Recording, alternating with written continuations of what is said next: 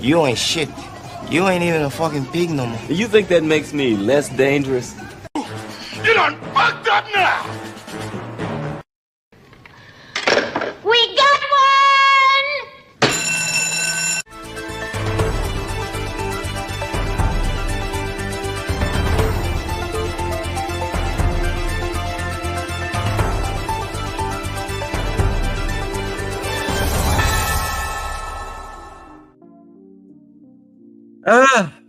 Good morning, good afternoon, good evening.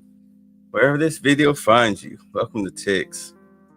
Yeah, I took the weekend off. I believe I took Friday off too. Did I do a video Friday? I don't remember.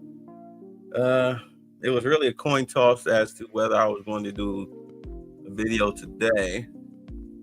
But I figured I might as well go ahead. I won't be doing the video tomorrow though. It's my birthday. No, but I was going to do a video compilation of people getting fired, but everybody's seen them. If you're in these YouTube streets like I am, then you already know what I'm talking about. So instead, I figured I'd just mention it before we got into what happened today at the White House. Because keep in mind, I haven't seen that. But my thing is this, and I'll leave it at this. If you are out here celebrating the death of somebody over what they said because somebody told you they were racist, it's not that you actually examine what they actually said. You out here, you watching YouTube shorts and clips, you're watching CNN and all of that silly stuff. They give you full lies and half truths. Then that's on you. You can think whatever you want to think.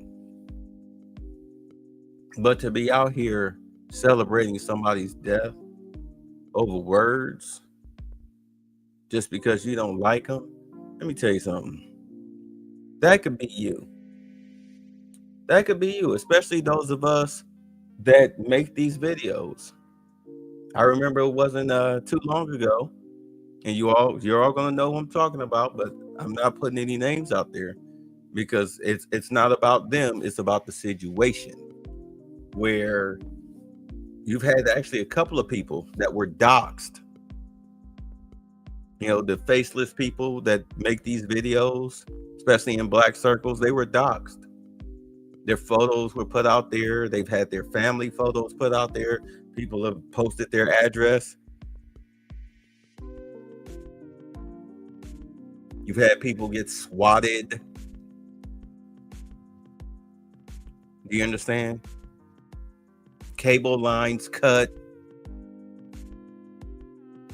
All because they didn't like what somebody said.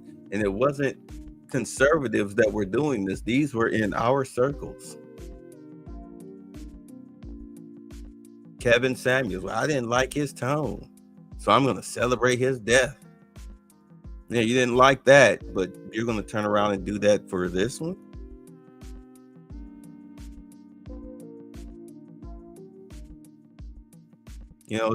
That's the thing with liberals. You like to play with people's lives. This is why I had to distance myself from that whole spear.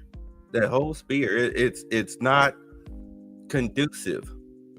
And we're going to look at it later tonight after we get through with this, because Destiny was on Piers Morgan, and Destiny pretty much epitomed what the problem is. He is the epitome of what the problem is. He's the poster child of what the problem is.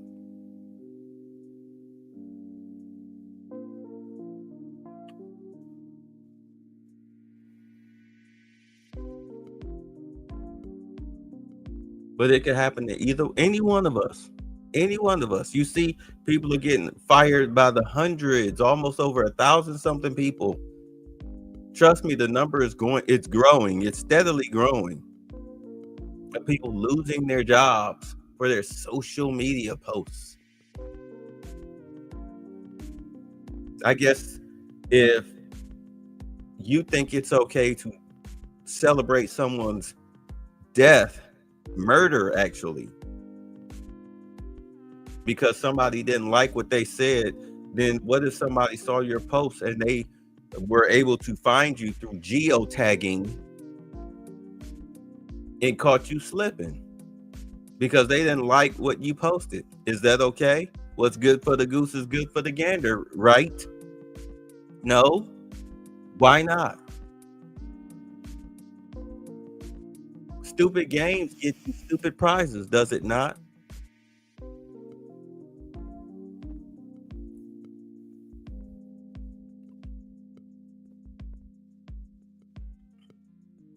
Telling you now, you better watch yourself.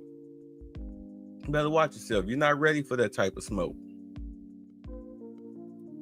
Let's get it started. Hello, everybody. Nice to have you here. We have some big things to announce. Today, at the request of Governor Bill Lee of Tennessee, who's standing with us, as you know, I'm signing a presidential memorandum to establish the Memphis Safe Task Force. And it's very important because of the crime that's going on, not only in Memphis, in many cities, and we're going to take care of all of them step by step, just like we did in D.C. We have virtually no crime in D.C. right now. And we're going to keep it that way. It's our nation's capital. We're going to keep it that way, or we're going to federalize it if we had to, but we don't have to anymore because it's in such great shape.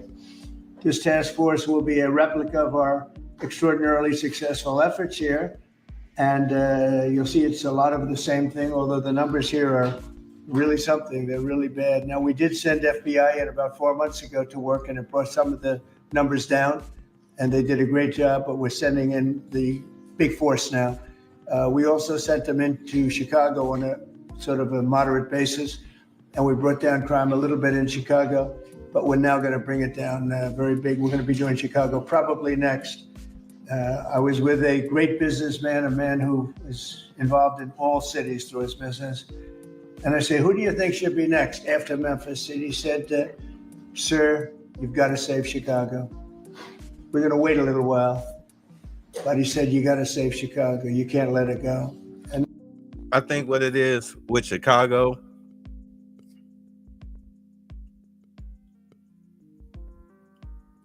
because over the weekend I was able to mull all of this over, because I heard that they're sending the troops to Memphis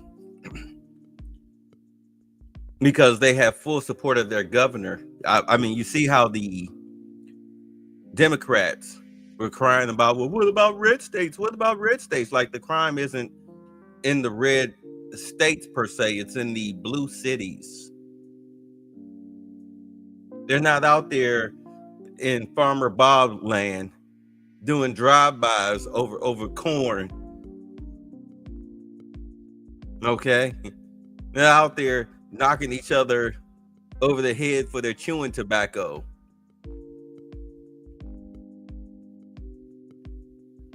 You'll have a gang of white boys running up, robbing barn for the hay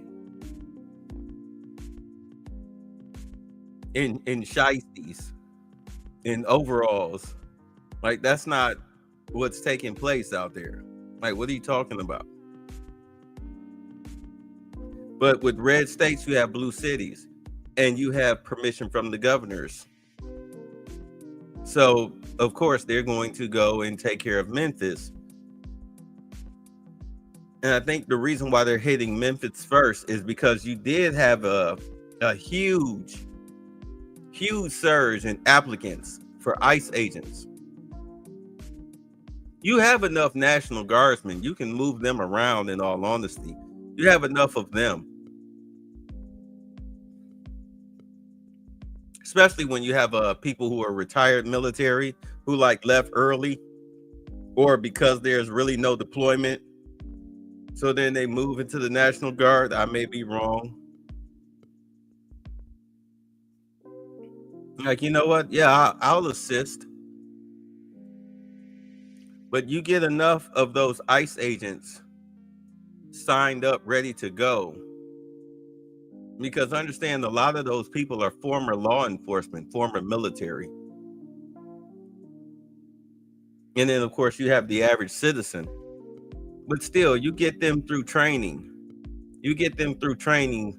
And before you know it, you can go ahead, you can hit Chicago, be in and out within 2 weeks before Pritzker can call himself trying to take somebody to court. Or maybe you might wait. Maybe you might go into Louisiana, hit Shreveport. Maybe go to Arizona. Maybe Nevada, somewhere, until you build up enough of a force. Hit the Chicago, you hit the Minnesota, you hit the Wisconsin, and then you take on the big dog, and the big dog is California. You had over 100,000 applications. If you send a good 40,000 ICE agents into California, yeah, you can sit there and talk about switches and the gangs and the chulos all you want to. That's why the National Guard is going with them. They dare you. They dare you. Yeah, go back to Denver. Head right back to Colorado. Get Trende Alagra up out of there.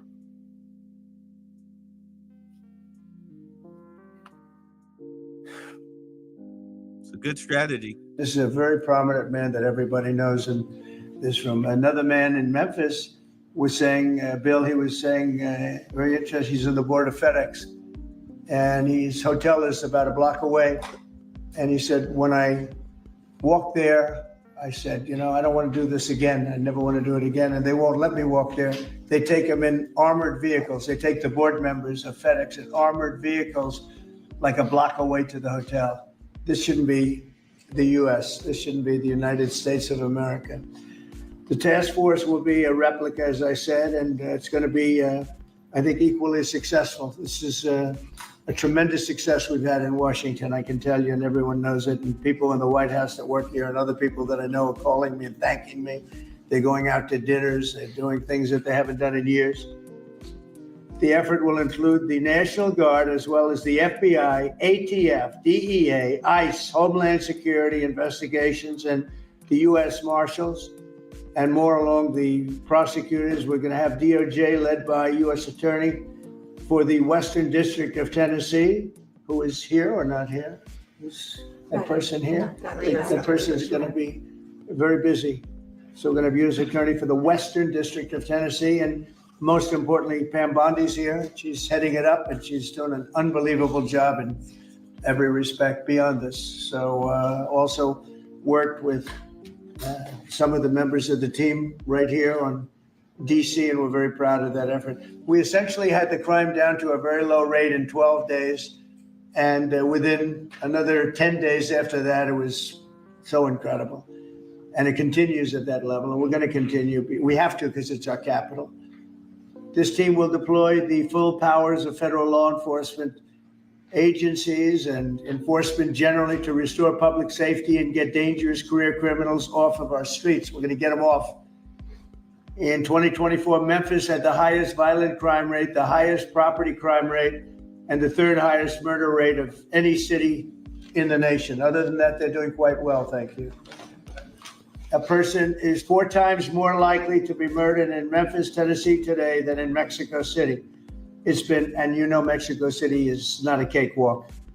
It's been overrun with carjackings, robberies, shootings, and killings. There were 249 murders, 429 rapes, 5,616 burglaries, and 12,522 violent assaults in just the last little while in 2024 and in pieces of 2025, where it's actually gotten worse until recently when we sent the FBI down to see what the hell is going on. All right, so let me explain to y'all exactly how the National Guard, what Trump said, getting the criminals off the street.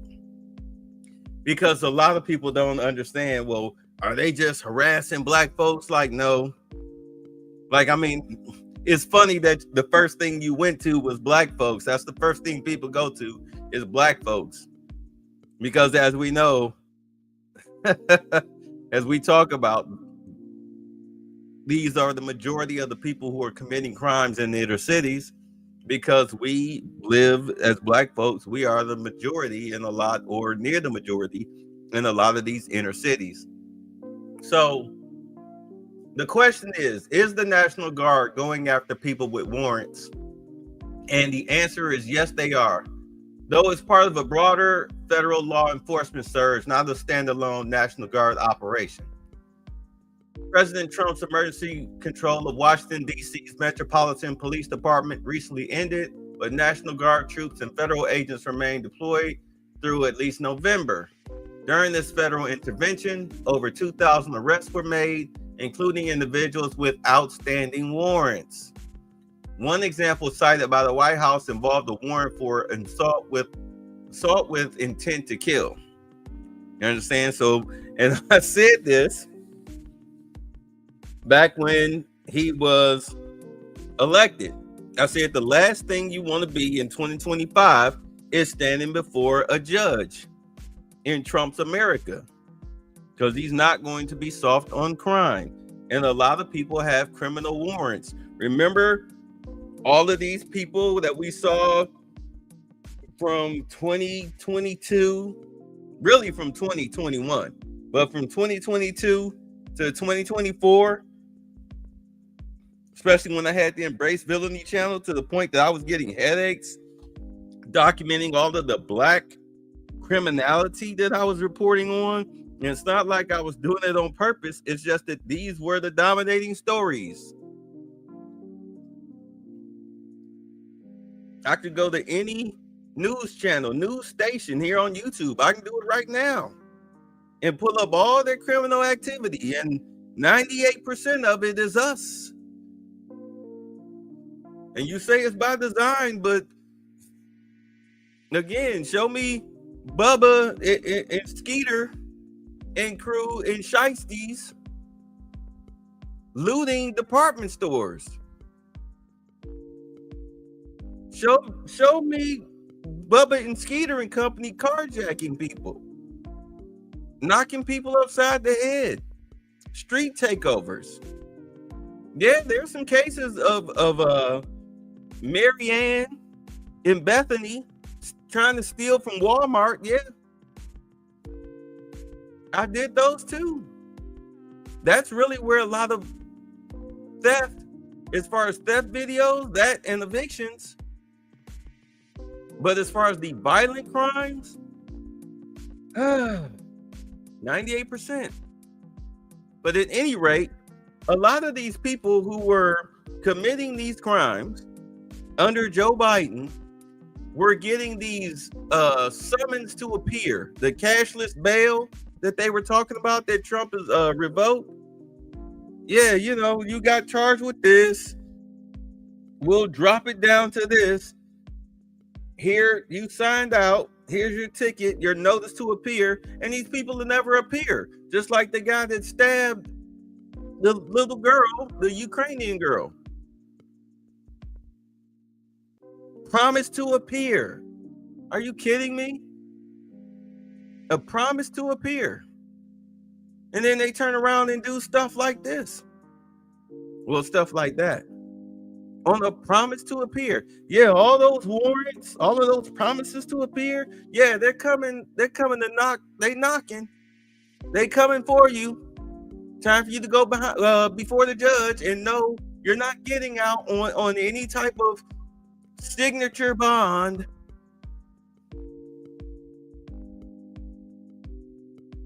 If you're lucky to even get a bond, especially if you've got warrants stacked up on top of each other, failure to appear, you're not getting a bond. Anybody know that? You're not getting a bond. You forget it, it's over. You'll sit there for months. And the legal system is going to be very backed up. So you're going to be in there for a while. Probably till next year before you see a judge.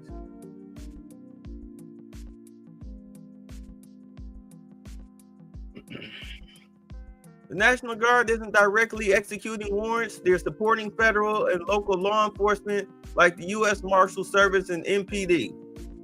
When Guard members encounter incidents, they notify the appropriate agencies.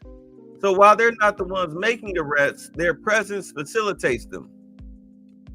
In other words, they're going to hold you. Troops are still patrolling areas like Union Station, metro stations, and residential neighborhoods. Their orders have been extended through December, and they're part of the DC Safe and Beautiful mission. Yeah, this is what they're going to do in all of these crime-ridden cities. That's the game plan. Works for me. Going on. Last month, a vicious thug carjacked an elderly woman parked at the movie theater, dragged her out of the car, and body slammed her into the pavement, where she is still trying to recover. Probably won't be successful. So we're not going to allow this kind of savagery to destroy our society anymore. We're stopping it, doing one by one time, but we want to go quickly. We don't want to lose Chicago. We're going to lose Chicago. We're going to lose places like you go to St. Louis. We're going to lose St. Louis. We're not going to lose. We want to save these places. You're going to lose them. It was the way the man said it. He was a very high quality man. I said, "Who would you do next?" He said, "Sir, I do Chicago." You don't want to lose Chicago. We're not going to lose Chicago. So we're going to have to go very big, and we're going to go probably, we're thinking about it for next man. We're going to hold it off. We're going to do some of the smaller ones. And the truth is, our people are so good. Gaddy, you're doing a great job wherever you may be. We're doing so good that I don't think we need too much practice, right? But we got to go and save our big cities, our great cities. Chicago's a great city, and we're going to make it great again very soon. And I think we can do that. Despite the tremendous size, I think we can do a real job, and we're going to give you the resources that you need. So with that, I'd like to just end by saying we're going to make Memphis safe again, and I'd like to ask Governor Bill Lee to say a few words, and then Pam can talk, and anybody else you'd like to talk to. We'll go through the whole list. We have all day long if we have to, because this is a very important thing. We have to save our country from violent crime. Their biggest thing with Chicago, though, before I let them go, biggest thing with Chicago, though, was fighting the lawfare. It's fighting the lawfare, because clearly Pritzker and Johnson, they're in somebody's pocket. If it's not the cartels, then it's got to be the CCP. And if it's not CCP, then it has to be Russia. But more than likely, it's cartel because of who's there. They already busted Walz for being part of the CCP. They love him over there in China. He's already been busted when they had that congressional hearing with him and Kathy Hochul. I think it was two other governors. Yeah, Pritzker and somebody else. It was, let's see. It doesn't, well, anyway, it was for the governors. And Walz is on record for being aligned with the CCP. And Trump said something, I think about a couple of days ago in an interview. It was an impromptu interview, and he was saying, like, yeah, we've got a lot of people that are currently under investigation.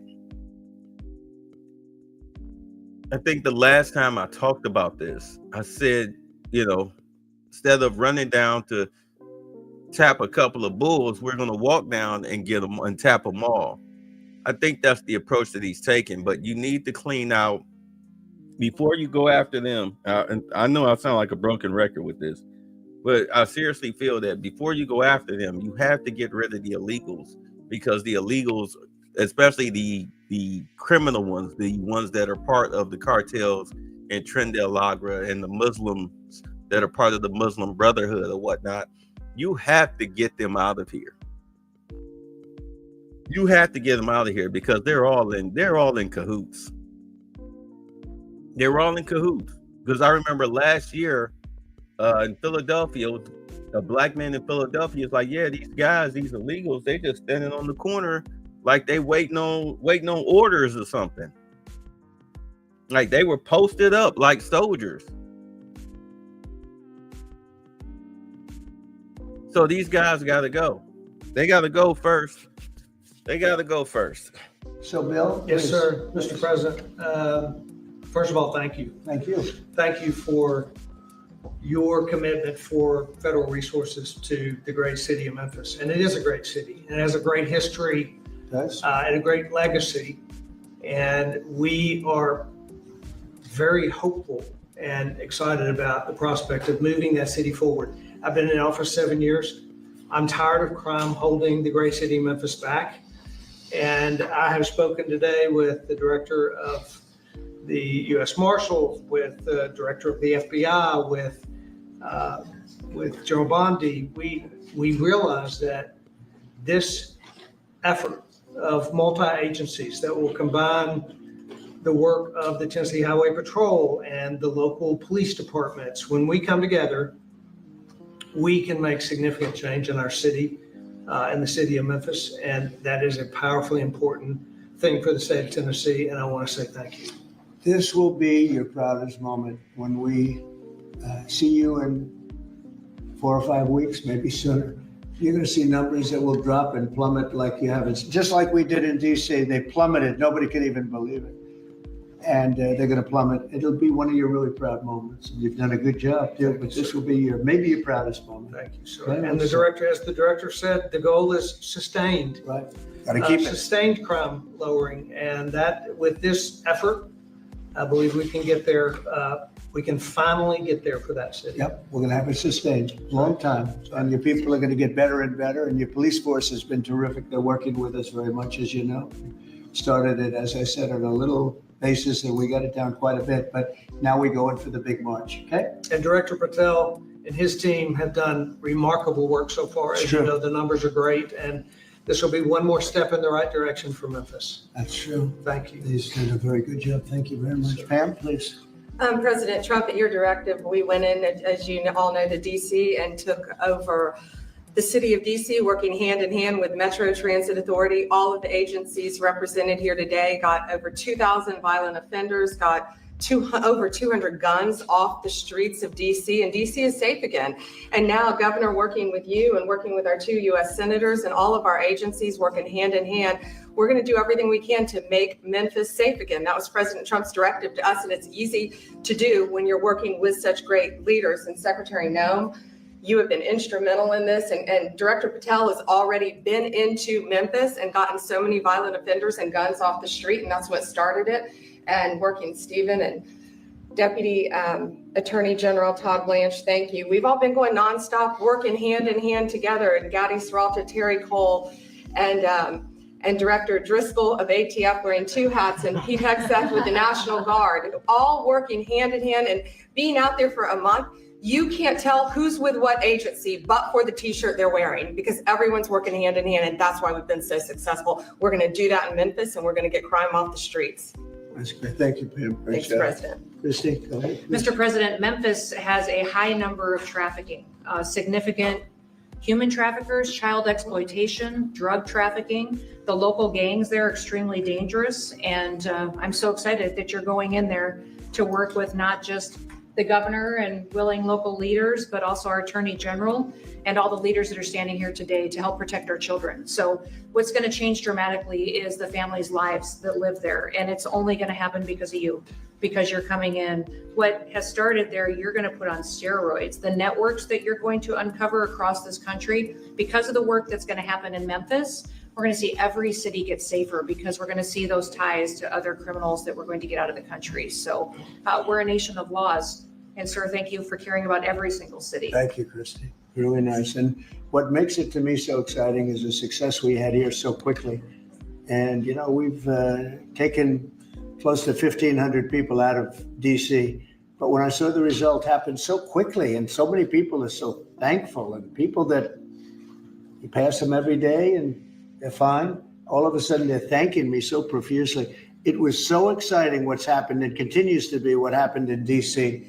And so that's what makes this, I think, even more exciting, because we know what's going to happen. We know we have the people. Look, we're sending in a lot of help.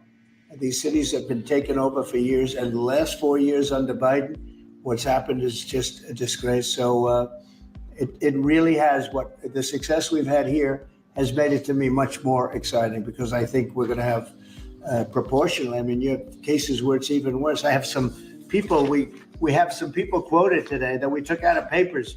We're so grateful for the National Guard coming, said an owner of a Memphis tax service. It's so dangerous here. It's so darn dangerous that you can't get out of your car. If you get out of your car, he says you get robbed, you get mugged, you get hit.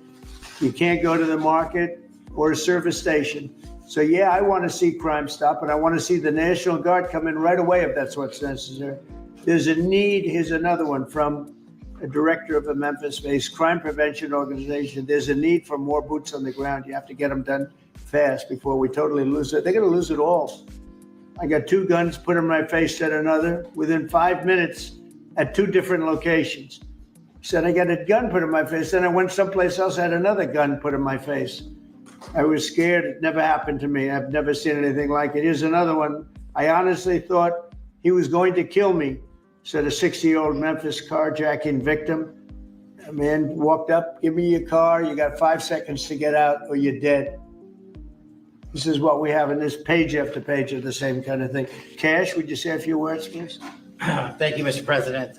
Thanks to your brilliant foresight, you had asked us to go in quietly into these cities to help set the landscape, to work with the interagency, and to make America safe again. And we've done that under the FBI's banner program of Operation Summer Heat. And Right. the results are only as good as the prosecutions. And because the Attorney General and the Deputy Attorney General have mobilized DOJ to successfully prosecute so many violent criminals, we have set the landscape for the interagency to come into Memphis and really make it safe permanently. As the governor and the senators and the other directors were saying, it's not a short-term mission, but thanks to you launching us early, launching us quietly, not looking for the credit, Mr. President. We greatly appreciate your support and the advanced foresight you had to do on that. It's so exciting, and somebody had to do this. A president should have stepped up long ago and saved these cities. So it's not that I wanted to do it. Believe me, somebody had to do it, and we're doing it in a big way. Pete, could you say a few words? Yes, Mr. President. From day one, the DOW, the Department of War. I'm glad you made that correct. Has been proud to stand with our partners across the interagency, whether it was Southwest border, whether it was Los Angeles getting ahead of that, whether it's right here in Washington, D.C., where Secretary Driscoll and the Army and the National Guard have taken the lead in helping across all of these great folks to secure the city. We are very proud to be here to stand strong alongside law enforcement. We're glad that Memphis is the place to go. The volunteer state, we're not going to have any problems with the Tennessee National Guard being willing to go in and stand strong in Memphis. Not at all. And get ready, because you'll be doing a lot of other places that are almost as troubled. You got it. Some of them are equal. If you look at what's going on in Baltimore, where the governor is telling me how wonderful it is, and you can't walk across the street without being shot. Could I ask our 2 great senators to say a few words? Of please? course, Please, Mr. Marcia. President, thank you so much. Step back, man. I want to say a thank you to Director Patel, because he had promised that he would come into Memphis. We've had Operation Viper. You don't seem to understand. Trump tapped you like that. So step back so she can step forward. You know, what are you doing?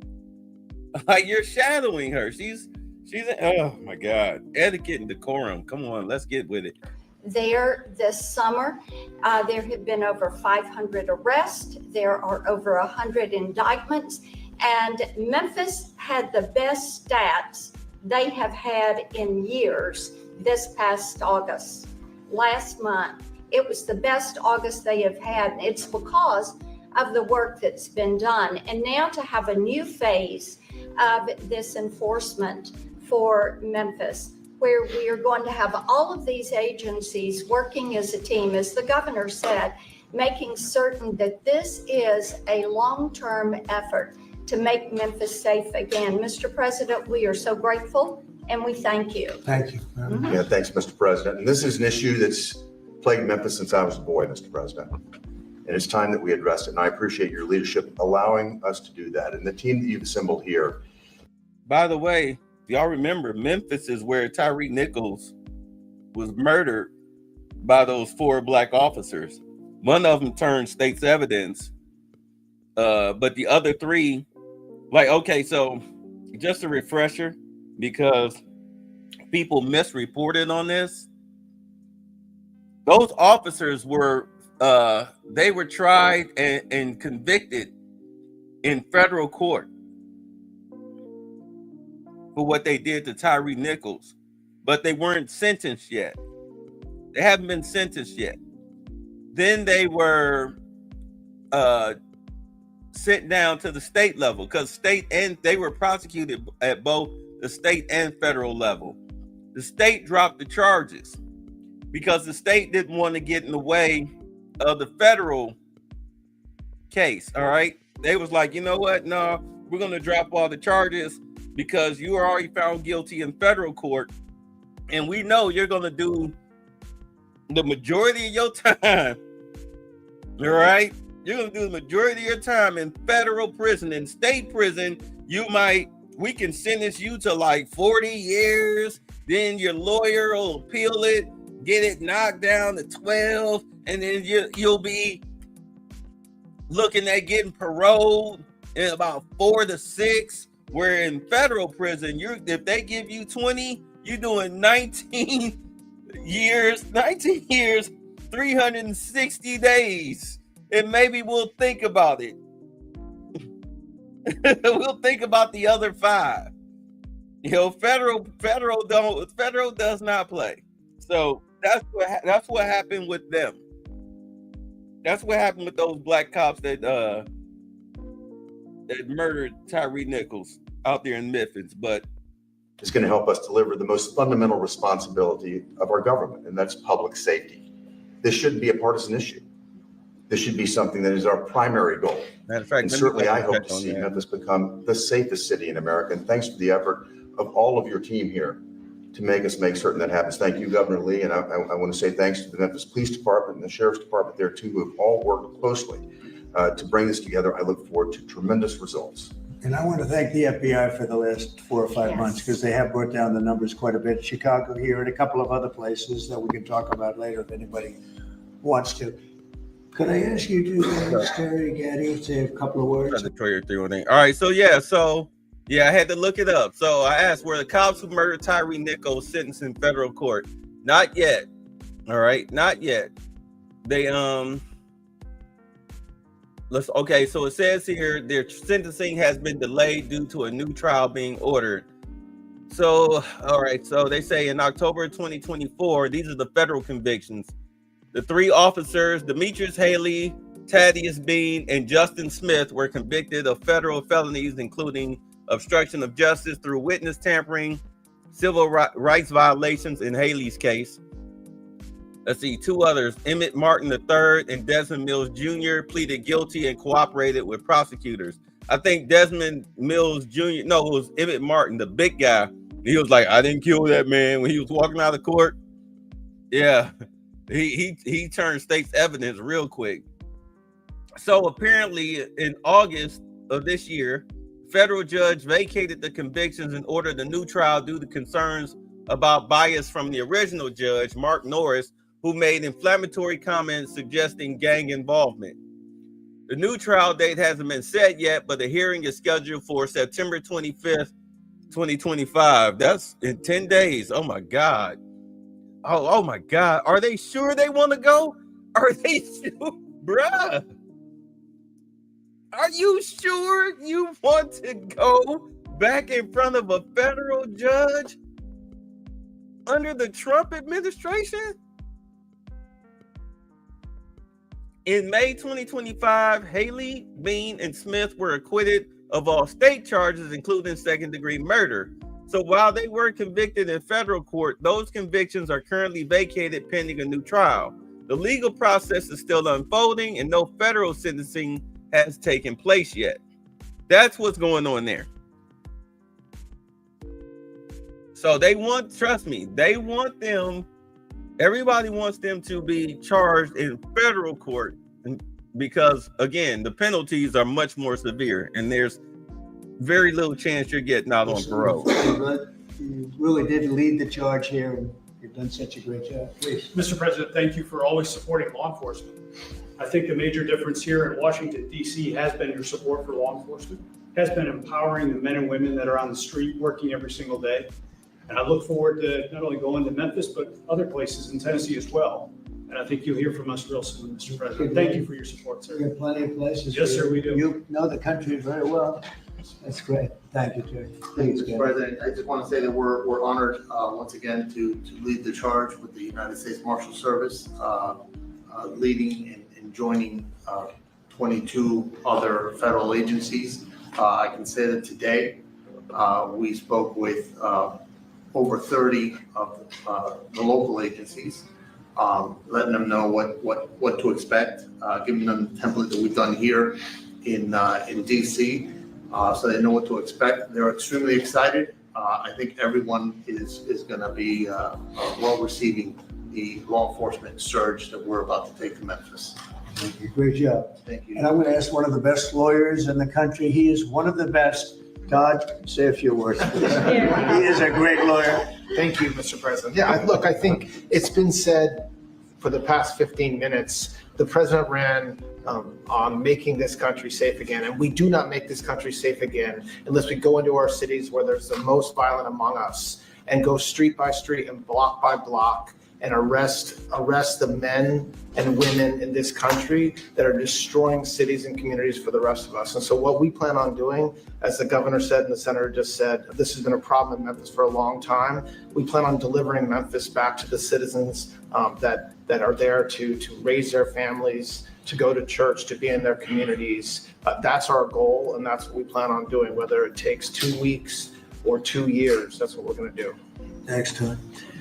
The great Stephen Miller, please say a few words. I don't Thank you, Mr. Show the President. same emotion you do in college. That's hard to do. Let's see if I can do it. President Trump's initiative here in Washington, D.C., is important to understand, is the most successful anti-crime initiative in American history. But just think about it for a second. In 30 days, President Trump put together a team that saw the largest ever violent crime reduction in any city in American history. Something that people had not been able to do in 40 years. That is a momentous achievement. And now the president is going to take that same model to Memphis, and as he said, more cities after that. The team that president has put together has no equal today or anywhere in American history. I think what's happening here is that what the president has done is made clear. The power of federal law enforcement that was used for the last 4 years to harass and attack conservatives, to harass and attack Christians, to go after law-abiding families. The power of law enforcement under President Trump is going to be used to get all the criminals, all the violent offenders, all the murderers, all the cartels, and all the domestic terrorists off our streets. So whether you're Antifa, whether you're a domestic terrorist, whether you are a violent gang member, a drug trafficker, a trained Irawagwa killer, or anyone else that's threatening our people, President Trump is saying he's going to use his FBI, his DOD, his ATF, his DEA to wipe you out, to put you in behind bars, to take you off the street, or to apply whatever legal consequences necessary. Mr. President, I'm honored beyond words to be part of this team under your leadership as you've saved thousands of lives. Thank you very much. Come on over, let's sign that bill. You want to say anything about our great military real fast? He's won a job, he's doing this guy. Mr. President, so our Army National Guard is honored to be part of this mission. This is their community. A lot of them are from DC, they're from Tennessee. When you talk to them, when you talk to the actual population out there who interact with them every day, they say it's a blessing to have them as a part of their life. And then for the National Guard getting to have this where they get to improve their communities, where their kids are growing up and they're going to church, and this is where their families are. Many of them, sir, have said this is the honor of their lifetime. So thank you. Look at that nice face, and yet he's a killer. That nice, beautiful face. And we laugh at how National Guard were out there, out in DC, in California. They were telling those people, oh, you need to honor your oath. You need to honor your oath. As if the kids that were in the National Guard, the people that were in the National Guard, and there's been a couple of goofball liberals brainwashed liberals in the National Guard and in the Army that are sounding like psychopaths. Of course, they're being rooted out. That's the beauty of it, is that people love to snitch on themselves on social media. They're being rooted out. They're telling on themselves, and they're being dishonorably discharged. Especially the women. The women are really telling on themselves that are in uniform, trying to tell people this is how you can get kicked out and still get your benefits. Like, you do understand that your bosses, your superiors, they see these videos. If we see them, you think they don't see them? We live in an Orwellian society. Why do you think so many people are getting fired daily for their social media posts? Blue Sky cut off the search bar. Blue Sky is the liberal or Democratic version, their answer to Twitter since Elon took over. But they cut off their search bar. So you can't find people's videos where they're sitting up here making threats to other people and doing all of these death celebrations and whatnot. But the U.S. government, you're not hiding from them. They have all, trust me, they pick up on phrases, words, sentences, and they get alerts. They get alerts, flag for checking. Check this. This sounds like a terroristic threat. This sounds like a death threat. Let's check this out. Let's check this out. So when people, especially on Twitter and other social media sites, when they be tagging the FBI and Department of Homeland Security and everything, I mean, it's nice that you do that, but it's in their database. You're just increasing the alert.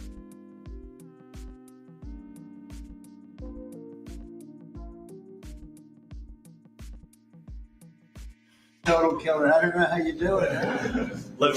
Everybody. All right, here we go.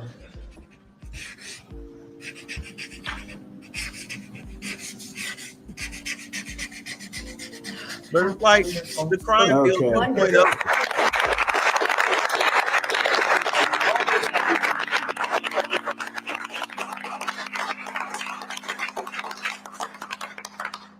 Thank you, Do you have sir. any? Thank you very much. Thank you. Thank you very Very much. much. President. No, thank you very much. Great job. Any questions, please? Yeah, Brian. First of all, you've got to. Did they take down the blue tent? Yes, sir, they did. Thank you very much. I appreciate That's why we that. hit me with a blue tent. Nobody knew what he was talking about. We found out, right? Found out, It was right. gone the next day, and they had a lot of. Oh, that was not so easy. That Let's see, Franklin, I think that's Adams and Lincoln.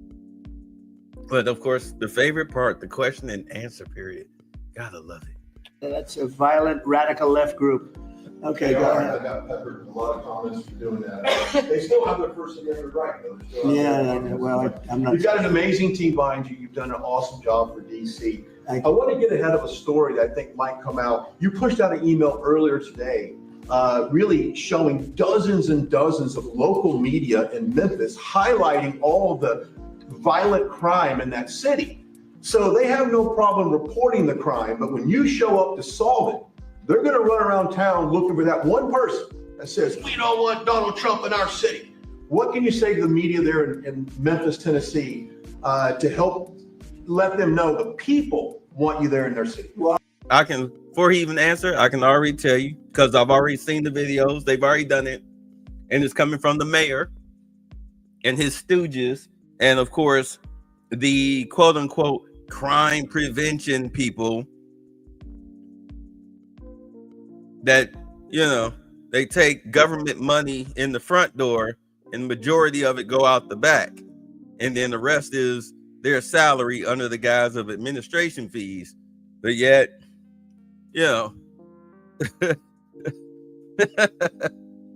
Does it look like crime has been solved in Memphis? Does it look like it's going down in Memphis? Just check their fudge numbers. But let's go. I'm not sure they found that person, because I saw them doing some interviews and it looked like they were looking, but they were very, in fact, that producer and that person, I think they lost their jobs because everybody was saying, we want Trump to be there. They want the people right here to be there. Look, it's very simple. In Chicago, they're getting beat to hell. They're being shot. If you lose 6 or 7 people die over a weekend, they consider that a successful weekend.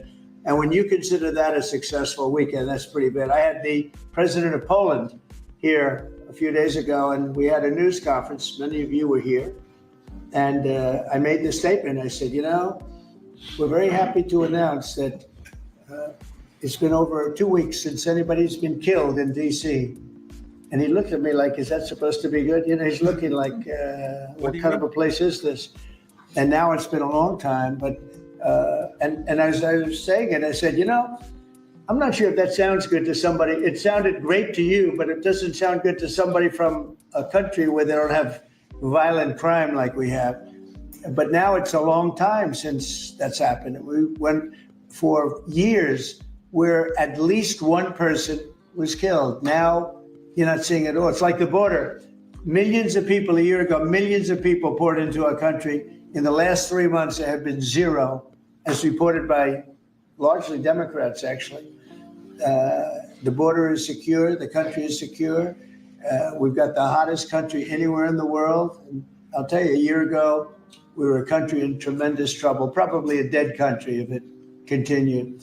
So we're very happy about it. And so just, in terms of your question, people have never seen anything like what we're doing. And I think they're very happy and they want us to be there. They don't want to be mugged. Who would say, gee, I don't want the National Guard? And you need that in terms of numbers. And also, you look at those guys, I looked at them, they're rough guys. They're, the Supreme Court voted recently on merit. We're a merit-based country again. I said they had tremendous courage to do that.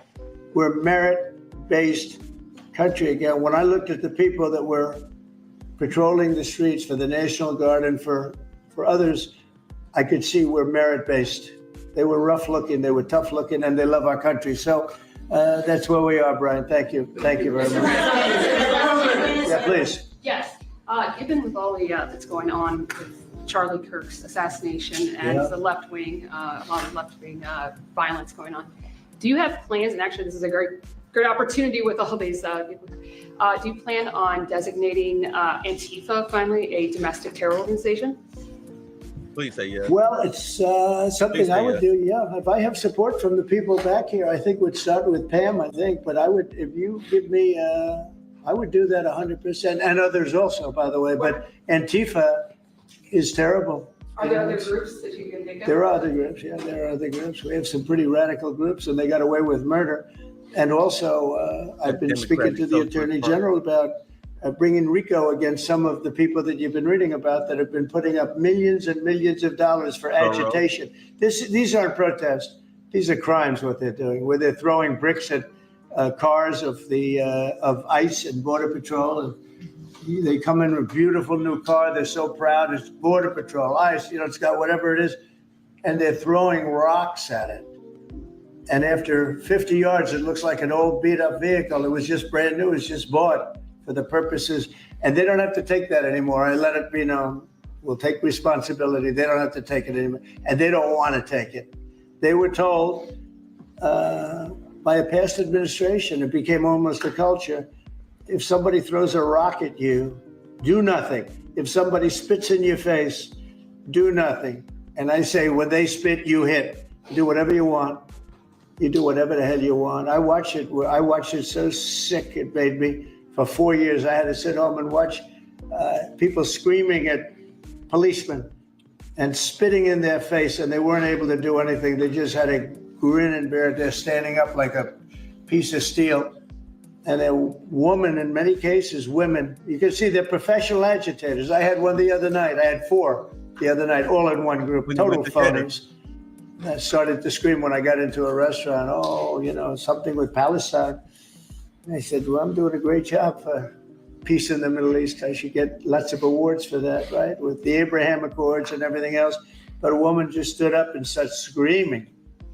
And she got booed out of the place too. The people, there were a lot of people in the restaurant. I went there to show how safe, and it was safe. I mean, the woman is just a mouthpiece. All she was a paid agitator. And you have a lot of them. And I've asked Pam to look into that in terms of RICO, bringing RICO cases against the criminal RICO, because they should be put in jail. What they're doing to this country is really subversive. Yeah, there's reports out there. You say, yeah, because Memphis is a Democrat city. Yeah. Well, the thing is with George Soros, him and Alex, we all know that they pay these people. They're paying these people to be paid agitators because they're trying to upset the political system of this country. This is what Zelensky was saying when he came to the White House, not the last time, but the first time to talk to Trump. And they were having that back and forth. He was like, yeah, like you think you're untouchable because you're surrounded by water, but you're touchable. You're touchable from the inside. You're touchable. And Trump was like, I mean, come on, this is Trump. Think Trump don't get the security reports? This was one of the biggest reasons why they didn't want him to run for president. That's why they were trying to take him out, because he was going against whatever plans that they had, which was, I mean, look at what the Democratic Party is now saying that they are. You say, am I betting on World War III? No, I'm not. I'm hoping not. But like Trump was, I'm sorry, look at what they're trying to become. The Democratic Party is now calling themselves Democratic Socialists, which again is a goofy, fancy new way of saying communists. Look at what's going on with New York with Mondami. Look at what's going on at Minnesota. You have a guy running or trying to run for mayor that thinks and talks like Ilhan Omar because he's one of her. Oh no, I just quoted what Trump said. Oh, okay. Yeah, oh yeah, that's right. That's right. He did say that to Zelensky. You're right. I remember it now. So while he was the former president, while he was going, understand something. You're the former president. You have access to files, and you still get files, security briefings on what's going on with the nation. This is why they raided Mar-a-Lago to get the files. Do you understand? It's not like he got files about UFOs and cheese pizza platters and who. No, he got FBI files, Secret Service files. He saw the plot. This is why when he came in as president, y'all see he been hitting the ground running for a reason, because he already knew what the plan was. And he's upsetting the apple cart. That's why they tried to take him out. This Charlie Kirk hit, that was planned. That wasn't just because a lot of trans people knew that this was going to go down. There was a lot of chatter amongst these little psychopaths saying that something big was going to go down on the 10th with Charlie Kirk. We didn't know that because we don't follow these psychopaths. We don't follow them. But come to find out, they all knew. Say then he called Putin on the first night of the election. Yeah, to let him know, hey, look, me and you gonna have a talk, buddy. Me and you gonna have a talk. What the hell is this? But at any rate, yeah, this is why he's hit the ground running. He already knew what Zelensky was talking about. He already knew why Biden let all of these criminal illegals in.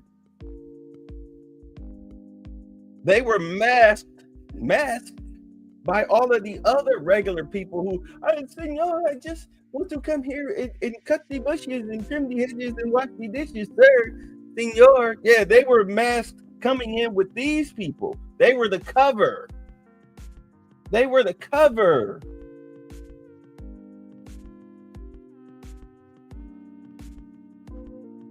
That's why I say the Democratic Party is a narco criminal organization. It's no longer a political party anymore.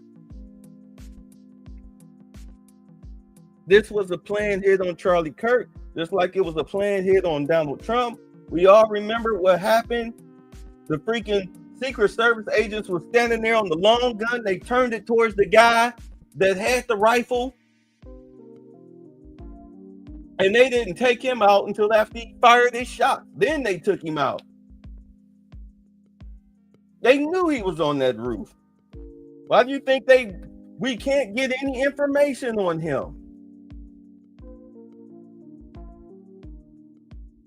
And a lot of the shooters lately, the mass shooters have been trans. Then you got this guy, trans affiliated. This dude grew up in a Christian household, a conservative household. He go to college. Next thing you know, he talking about Trump's a fascist, and he laying the pipe to another man in a dress in a 2-bedroom garden apartment. Talking about he's a democratic socialist.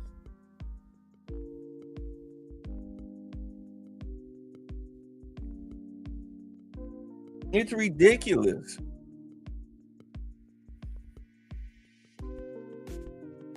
Say Biden administration was looking for the new taxpayers. That's why there's so many immigrants here, U.S., where they are working more hours and cheaper pay, tax graped. Yeah, remember they hired all those thousands of 75,000 IRS agents? Who are you going to squeeze blood from? Coming off of COVID lockdowns where you shut down businesses and decriminalize crime, theft especially, under $1,000. Who the hell were you going to get money from? Who are you going to squeeze that blood from? What stones? What grains of sand were you going to squeeze blood from? It's also a new voting bloc to replace black people. I mean, their whole thing was really just to destroy the country, flat out. It wasn't going to be a constitutional republic anymore. That wasn't the aim. The aim was to turn it into a communist country. We were supposed to have been like China. That's what they were looking to do. They were looking to turn us into China. You notice you don't have these problems in countries, European countries that are not under the crown. Just the ones that are under the crown. Capitalist countries. Even Russia is a capitalist country. They wish you would, though. They wish you would.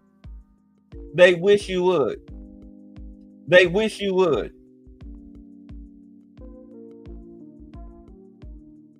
You'll get the Brittany Griner treatment real quick. That's why he put pressure on Americans like me to make sure they paid taxes when Biden did hire 75,000 IRS agents. Yeah. I remember I got a letter back in 20. I got a letter in 20 concerning taxes saying I owed them money from what? From 2016, 2017? Something like that. No, it was 2018. They said I owed them money from 2018 because I remember that's when I first started messing around with Uber, when Uber was out. I was working 2 jobs. I was trying to stack some money.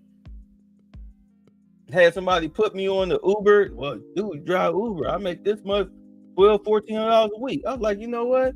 On my days off, no matter which job it is, I'm gonna drive me some Uber. Shoot, I was driving me some Uber in a brand new Hyundai, nice one too, but it don't matter. So they taxed me on that. I was like, you know what? Take it out of my COVID check. Take it out of my COVID check. I got my letter in 22 because I owed him money when I was working for a 6-figure trucking company. Hey, I feel it. let's get back to this. I'm sorry. Mr. President, can I ask you one Yeah, on sure. crime and one on Charlie Kirk? Yeah. You've floated potentially going into St. Louis. You mentioned you want to go into Chicago next. Could St. Louis be after Chicago? It's going to be around there someplace. Yeah, we got to save St. Louis. Got to save these cities. This isn't like, we're going to do something. We have to save St. Louis. We have to save Chicago.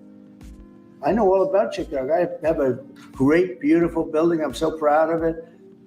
But, you get less proud when you see all the crime. When they announced 2 weeks ago, 11 people killed, just over a weekend, I think they said 38 people shot and 11 people dead. And then you watch Pritzker get up and say, we've got crime under control. And I will say that Cash and the FBI did a good job. With a very light force, they went in, and for about 4 months, Cash or so, they've been working on keeping crime down. They have brought the numbers down a little bit. But those are the easy numbers. The first 20, 25% are the easy numbers. That's where it gets. Then you have to bring in the big forces, right? Which is what we always intended to do. But I think the FBI's done a very good job. In particular, in Memphis and Chicago, they brought it down a little bit, like 20% and 25%. Well, I guess it's not so little, but we have a long way to go.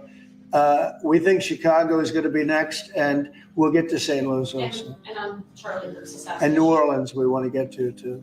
Your FBI is investigating the potential role of left-wing organizations in the assassination. I'm wondering if you think if Charlie Kirk's assassin worked alone or if he worked with it. I don't know. I mean, I can tell you he didn't work alone on the internet, because it seems that he became radicalized on the internet. That's just by watching same things that you're watching and hearing.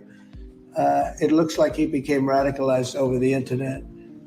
And it seems like his wonderful parents brought in a wonderful neighborhood, smart guy, great boards, great marks, great student. And then something happened to him over a fairly short period of time. It looks like he was radicalized over the internet, and it's radicalized on the left. He's a left.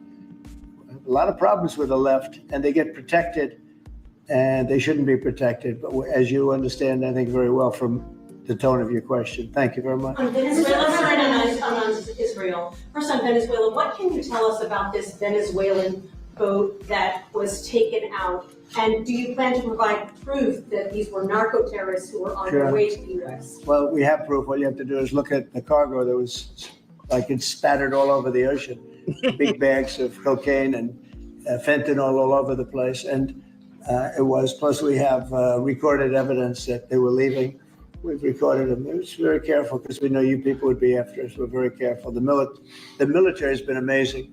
And General Kane showed me a little while ago the clip, but you could actually see it.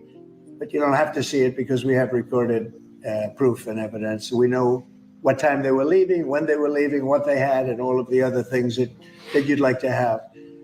But we have noticed that there are no ships in the ocean anymore. We're seeing that there's like no ships, when the first one we went, there were hundreds of boats. Now there are no boats. I wonder why.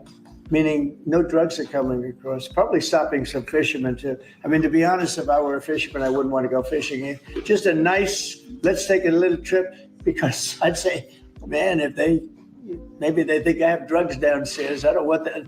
I think the fishing business probably been hurt, but there are literally no boats. This was a boat, and we were surprised to see it. Now, what does that mean? That means there's no drugs coming by sea, but they do come by land. And you know what? We're telling the cartels right now, we're going to be stopping them too. When they come by land, we're going to be stopping them the same way we stop the boats. And you'll see that. But maybe by talking about it a little bit, it won't happen. If it doesn't happen, that's good. But they killed 300,000 people in our country last year. And we're not letting it happen anymore. And then on Israel. The Democrats are mad. That's 2 shipments that they done lost coming out of Venezuela that could have went into their pockets. I know they mad. I know the Democrats are mad, because you have to ask yourself where they're getting their funding from. They're no longer able to steal taxpayer money through USAID or the Department of Education. All right. Their media apparatuses are losing subscribers. Well, I'm sorry, not subscribe. Yeah, subscribers and advertising dollars daily, to the point where, again, MSNBC had to NBC had to separate themselves from them, to now where they're going to be MS Now. You see what's going on with CBS, Paramount. They've been sold. CNN, their ratings are in the toilet. There are people here who get more views on YouTube than these CNN channels, these CNN programs. And that's even, imagine if they cut off, imagine if hotels, bars, and restaurants and gyms cut CNN off. Instead, you know how they cut the TVs on, you walk all over the place, you got CNN, the news network. Imagine if they cut them off, or like a lot of them have done, have changed the channel to Fox. That's why the average program on Fox gets anywhere between 2 to 3 million viewers on average, all day. People have turned the channel. I could probably get by a commercial on CNN or MSNBC right now. Howard Stern, why he got fired. The money is no longer there. Nobody's listening anymore. Did Bibi Netanyahu speak to you directly to alert you that Israel was going to be striking Hamas sites in Qatar? No, he didn't. No, he didn't. Yeah, go ahead. How did you learn of it? Same way you did. Go ahead, please. President, you mentioned that the shooter was radicalized online. Do you believe that social You media know, by the way, companies- when I say that, that's my opinion. I think he was radicalized online based on what they're saying. Do social media companies bear any responsibility for that? And how does that I'm going to have to ask, I don't know, I'd ask Pam that question. I don't know if you or Todd could give an answer to that. Somebody has to bear some responsibility. You know, and President Trump, I've always told parents, you got to watch what your kids are doing on the internet, what they're doing online, what they're listening to, what they're reading. They're all online, they're all on their phones all the time. Parents have got to monitor that, because this starts when you're young. This starts when you're young, when you listen to these groups, when you watch these shows, and parents have got to just be vigilant. So sure, that's part of it. And they're meeting kids online who they think are kids, and they can be anywhere in the world and talking to them. And yeah, they are being radicalized. Mr. President, He went bad, and he just went bad very quickly in a sense, because he sort of led a very normal life, a life of, until he great went to college. education, schools, everything else. But somewhere along the line, something happened. Yeah, please. Thank you, Mr. President. How will you send the National Guard into Chicago without the cooperation of the governor and the mayor? Well, if they do cooperate, that's good. If they don't, it's not going to matter to us at all. You know who wants to help us? Police department. They have no respect for the governor. They have no respect for the mayor. They respect us. And we found that in Washington. We haven't had total support in Washington from government, as you know, from everybody. I don't want to say the mayor because she's better than most, but we haven't had great, but we have had great support from the Metropolitan Police. They're like brothers of these people. They're really like brothers. You see that. They work together. And so if the governor wants to support, as I said to Bill, it's going to be his proudest moment, what he's going to do, the governor of Tennessee, what's going to happen with Memphis. In 3-4 weeks, we'll stand together and we'll say, look at this. The crime has almost disappeared, maybe completely disappeared. In Washington, they don't even know how to record it because it's down so much. They've never heard. I heard 87% is down. I said, really? Who are the 13%? Because it's more than that. It's actually more. Hard to believe, right? You're going to have the same results in Chicago. And we hope we have the governor's help, but if we don't, we're doing it without him. And on the social media, Mr. President, you had the framework that's been agreed to, TikTok, for example. Will China continue to have a stake in the company, or will it? Well, we haven't decided that, but it looks to me, and I'm speaking to President Xi on Friday for confirmation of that, and frankly, more importantly, a big deal.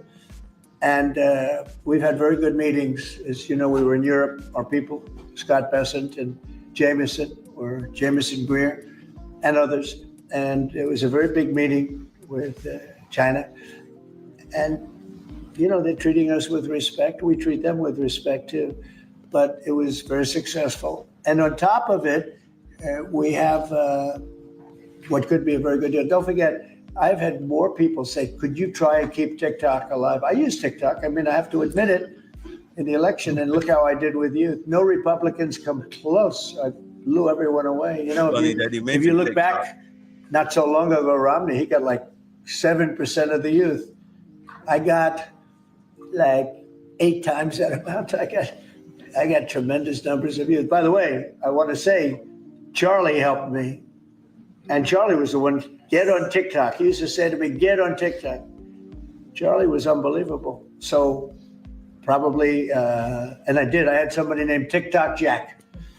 And he'd put that camera, he said, just a real quick statement, sir, like 10 seconds or less. They didn't like anything over 10 seconds, but it worked. But Charlie is the one that really, and my son Barron also. And I have to say, Don, Eric, the whole group, it's important.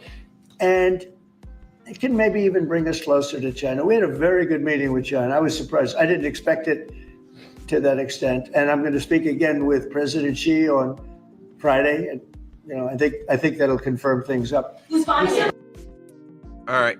Speaking of TikTok in China, that's why I thought it was funny that he brought it up. Because they have 2 TikTok channels dealing with news. And like sometimes I'll scroll through and through the live feeds, like about around this time, it's 10:16, of course, p.m. Eastern Standard Time, but it's 10:16 a.m. over there in China. The women went from playing like guitars and the good things and everything and doing the little entertainment channels. I'm talking about Chinese women. They went from that till now you see them set up and they've got the camera set up doing live feeds in the factories, at the sewing machines and the ironers and the pressers and the boxings and all this stuff. They're back to work. The factories are back open. I saw the change, the dramatic change over the past 2 weeks, where this is what they're doing now. And it's funny how you get all these live feeds from China on TikTok here in the United States. You know, I guess that's just how the algorithm works. They push their people, you know, so that way they can make their money on live, but on regular videos, they feed you garbage. But I've noticed the change there.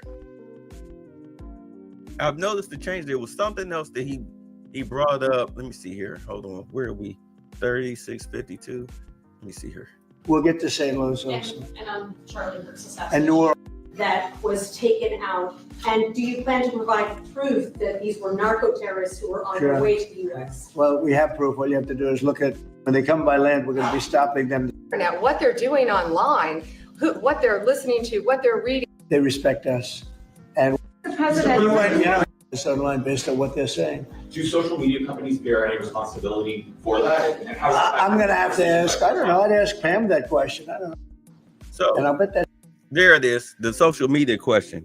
So in the next video that we're going to be looking at in less than about 10 minutes, one of the guys, he was saying, a Republican was saying that in response to not Charlie Kirk, Elon Musk talking about fighting back against the Democrats, he said, hey,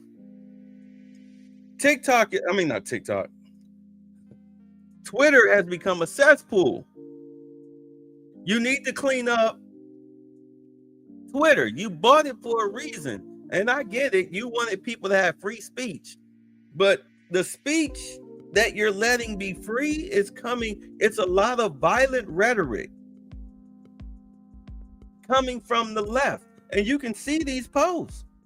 I can go to, look. Oh, I'll show you right in real time.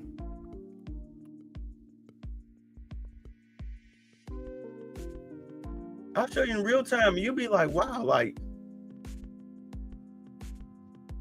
this needs to be cleaned up.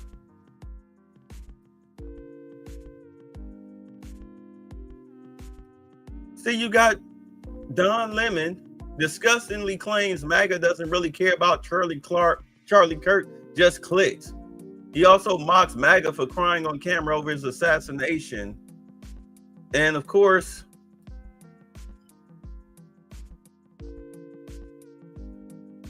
oh wow, Nancy Mace, breaking, we have officially filed a resolution to censor Ilhan Omar and remove her from her committees for her disgraceful remarks on Charlie Kirk's murder.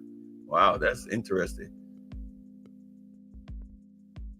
And then, of course, you got this idiot. Oxford Union's new president calls the right cancers that must be taken out by any means necessary. He celebrated Charlie's execution. Yeah, Elon Musk posted that. And then, of course, you've got this idiot, Bob Dylan, says he never celebrated the death of Charlie Kirk, tells people to calm down. The singer's trying to walk back his despicable celebration after his upcoming concert in the Netherlands after his Netherlands concert was canceled. At no point during yesterday's show was Charlie Kirk's death celebrated. Yes, it was. He's right here. He was doing it. But when you go to the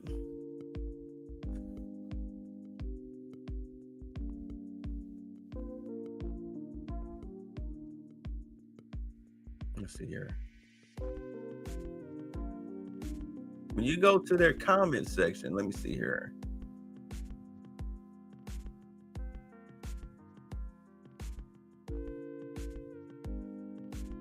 Oh, I don't want to slow it down too much. But as you can see, you got a lot of people that are standing out against them, but nobody is asking for violence against him.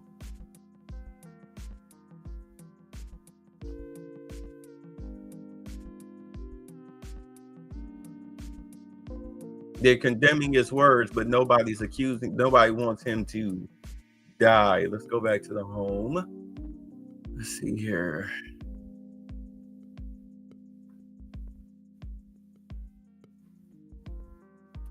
All right, let's see here. Normally when you post something positive,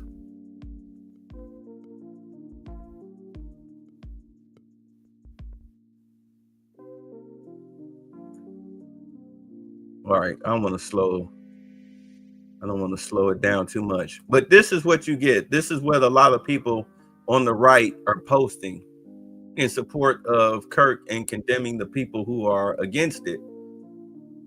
But they're not threatening violence. You know, definitely celebrating the assassination of Charlie Kirk is very evil. Agreed, the celebration of anyone is a good reason. Yes, and I'm a career recruiter who leads hundreds. We'll be using the database to screen candidates out. Yeah, like they're screening people out, but you don't see anybody. I haven't seen anybody threatening violence.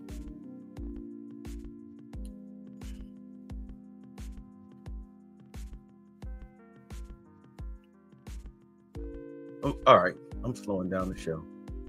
Let's get back to this because I'm trying to get out of here in under 2 hours.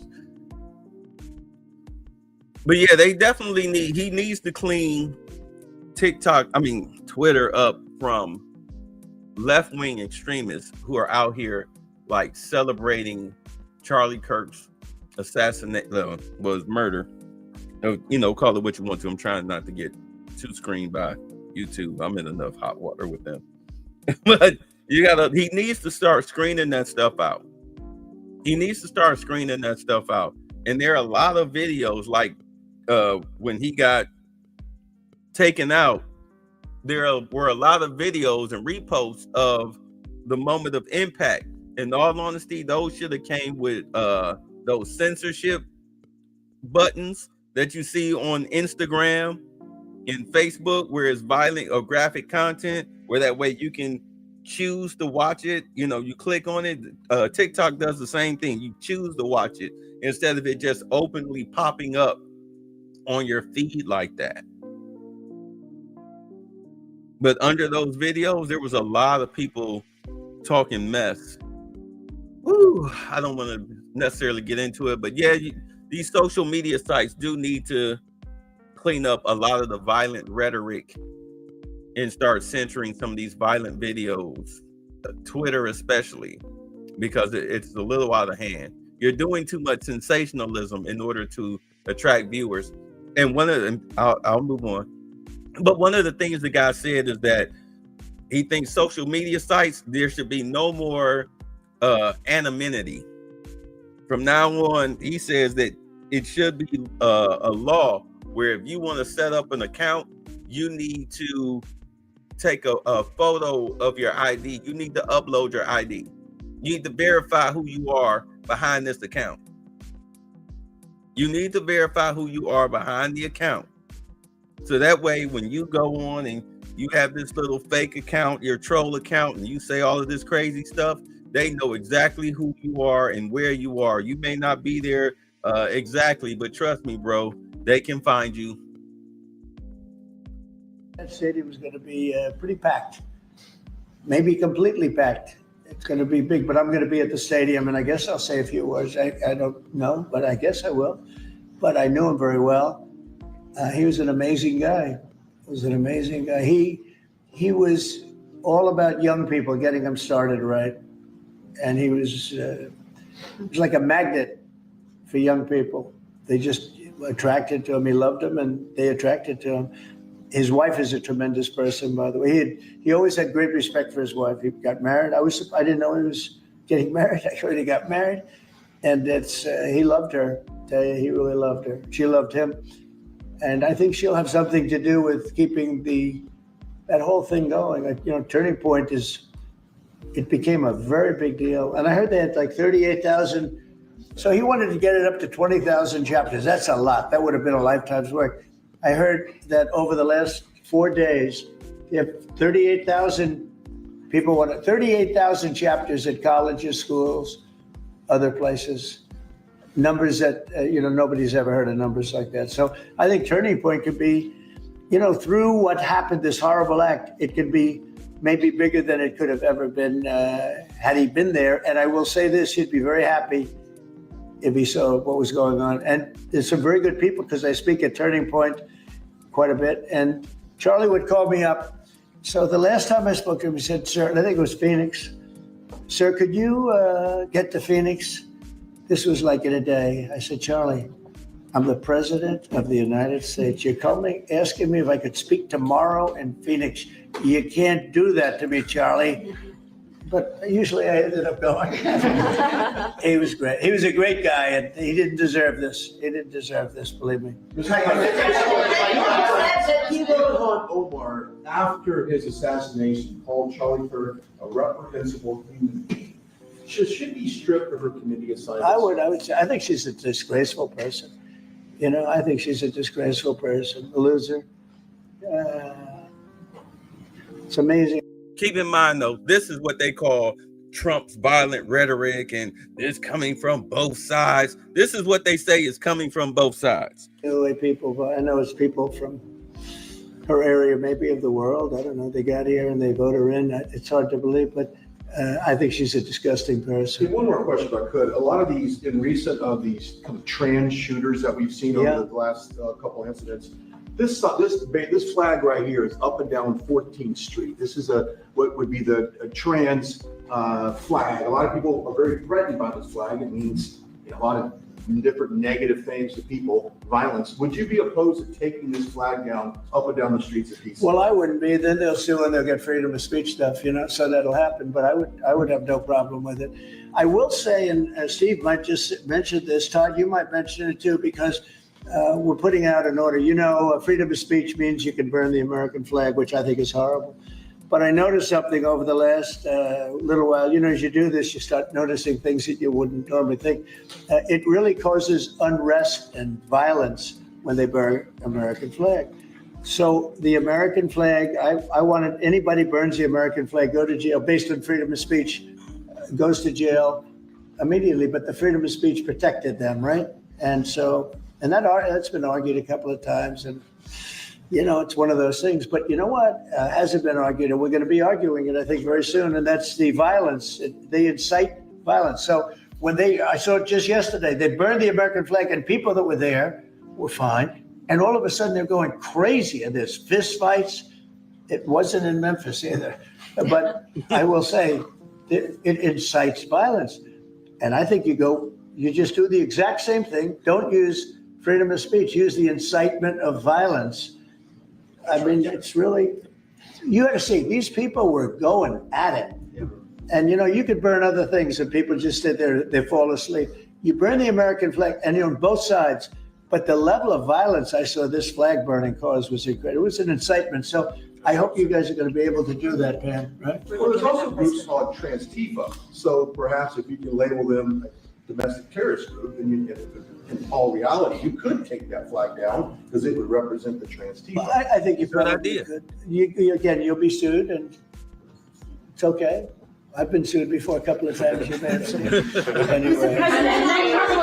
Netanyahu said that he doesn't rule out targeting Hamas anywhere they are. You said that you don't want to see Qatar hit again. Are there any guarantees that Qatar? Well, he won't be hitting in Qatar, as I say. I call it Qatar. You call it Qatar. You're actually more right, but actually you're allowed to go. The Emir said you can say it any way you want, but I've always thought of it as Qatar. I think it's a beautiful sound. And actually, they've been a very good ally. And a lot of people don't know that. But he won't be hitting Qatar, but he will be maybe going after. Now, there was an article that I read in a newspaper just about an hour ago where Hamas said they're going to use the 20 hostages as human shields. They're going to bring them up from the dark tunnels, and they're going to put them in the line of fire so that if Israel goes forward, they're going to die. And I thought that was very terrible. And I put out a statement on that. You saw that.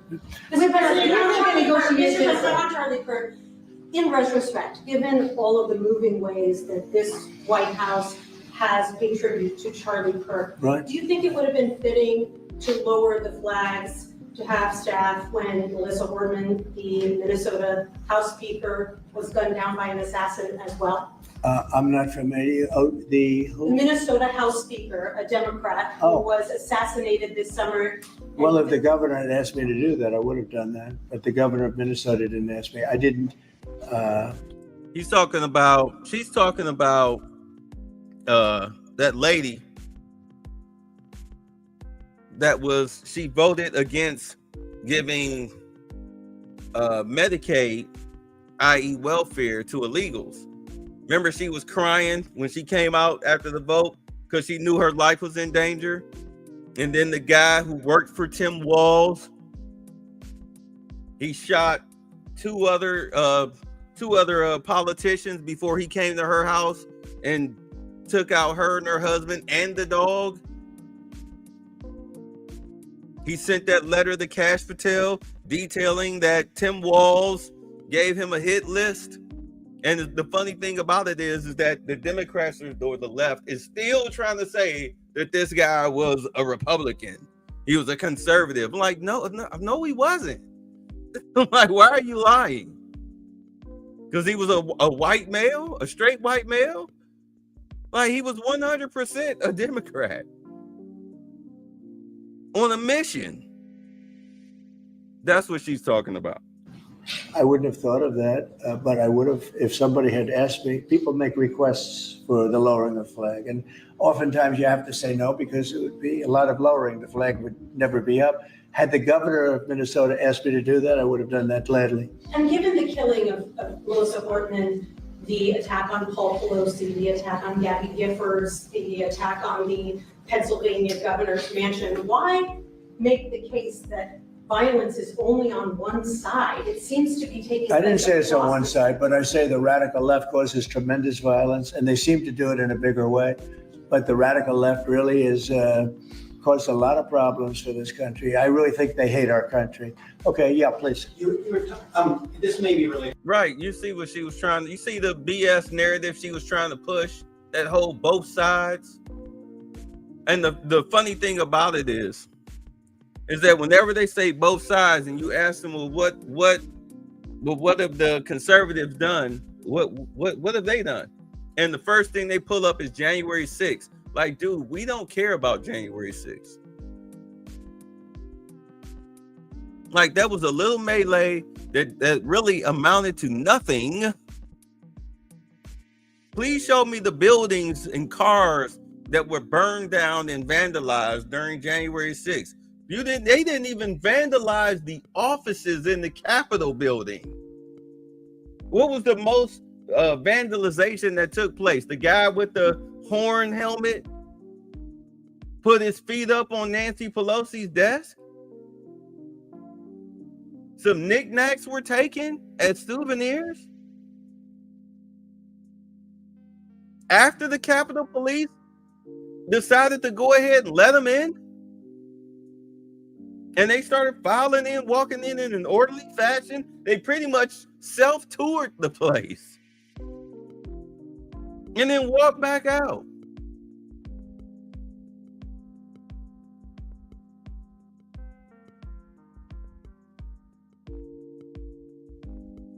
That's the best you can come up with.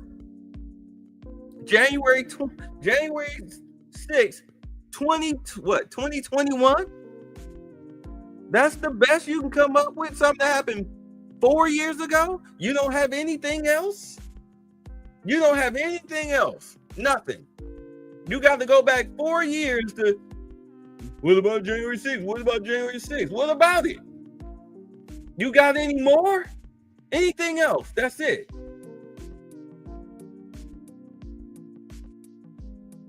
Into the RICO work that you're Right. doing, and I'd like to. And we are really looking at that seriously. Vice President Vance was speaking with Stephen Miller earlier today about targeting NGOs that they were saying foment violence. Right. Is that? Can you speak more to that? And what NGOs specifically are you looking to target, sir? A number of them. Steve, please. Yeah, so I believe what you're referring to is there are these nonprofit entities that organize, as the president mentioned, attacks on ICE officers, attacks on Border Patrol agents, organized doxing campaigns, which are a violation of federal law.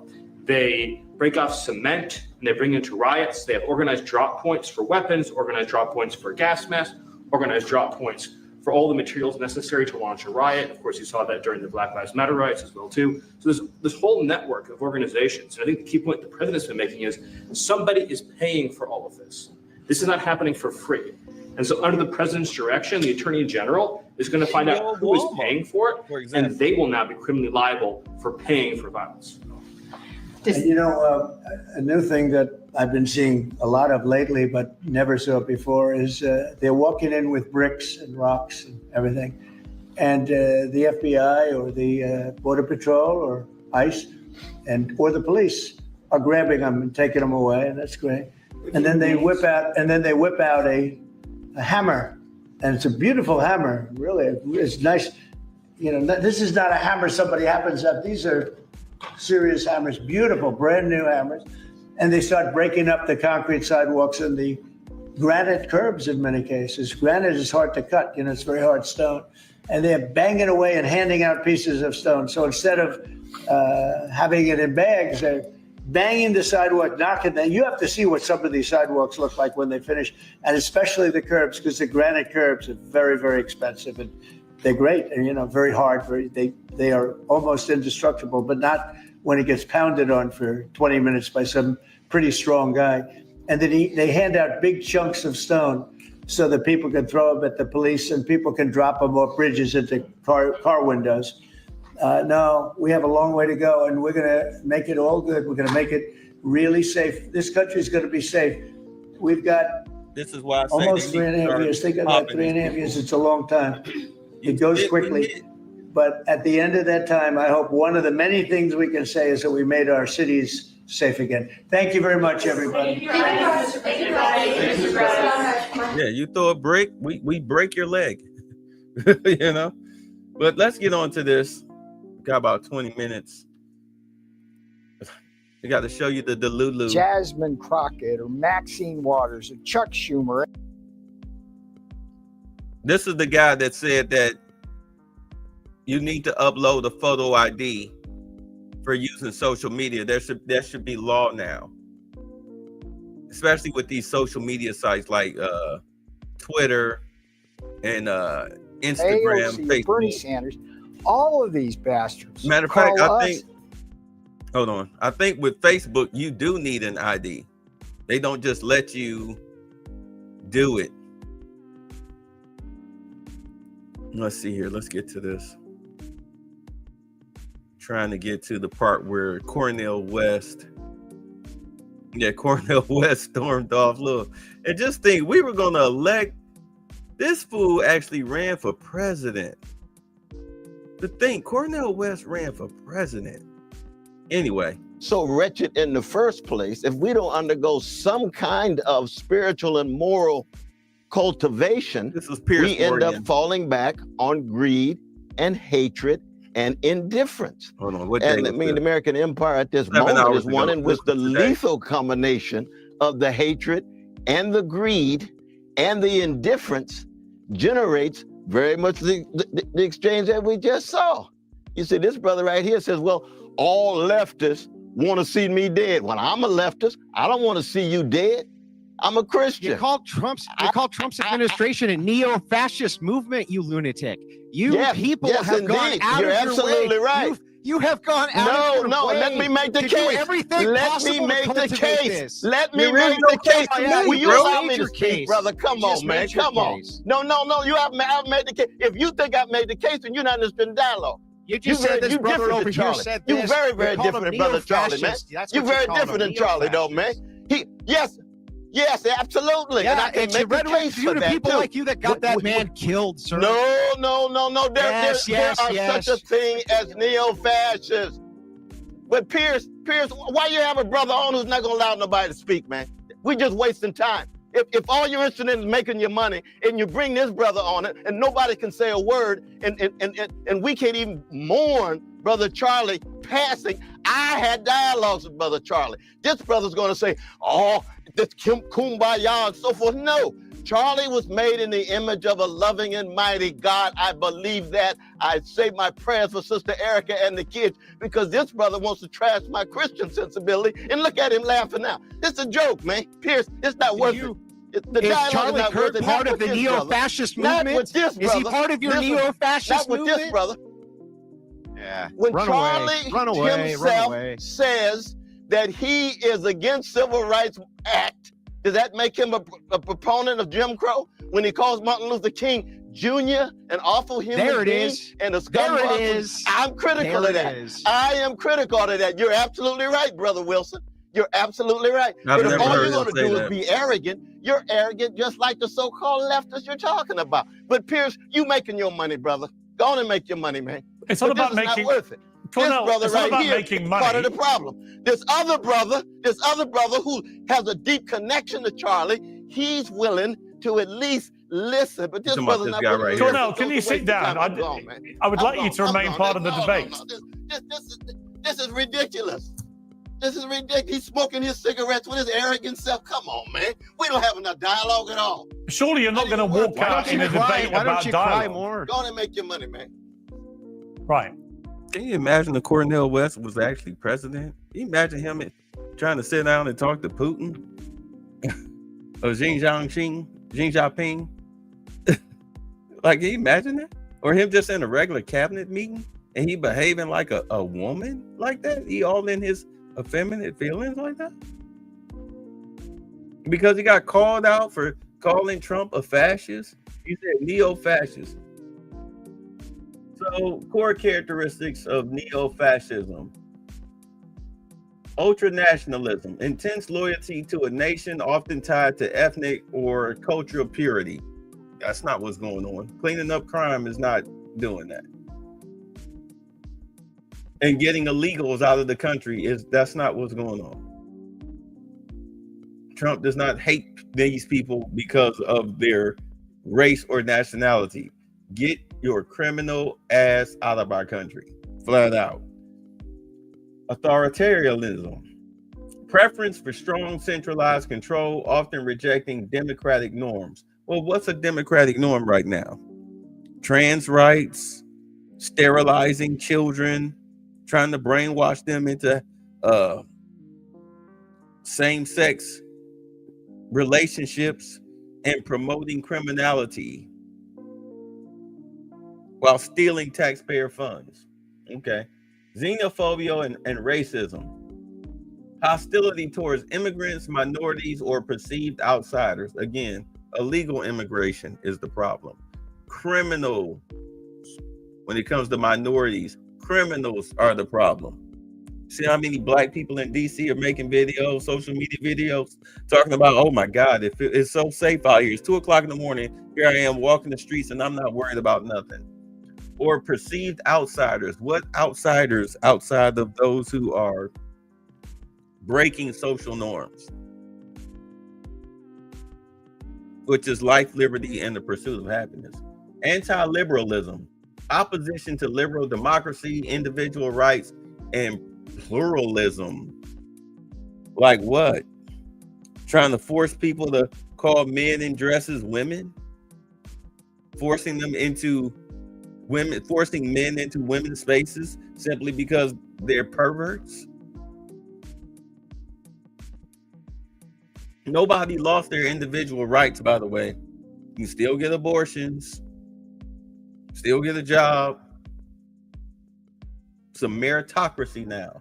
Populist rhetoric appeals to the people against elites, often using emotional or conspiratorial language. What elites?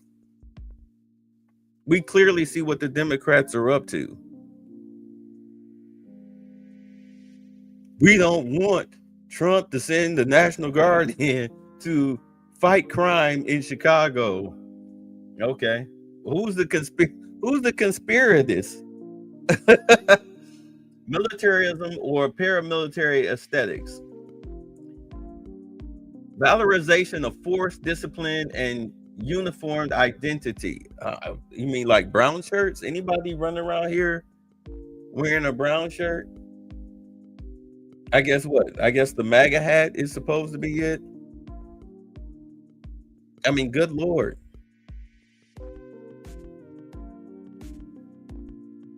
Hitler came into power because Germany was going to hell. Trump has come into power because America was going to hell. But nobody's been thrown, as much as they like to say, oh, they're throwing the illegals in concentration camps. No, they're being thrown in deportation camps. Nobody's been exterminated.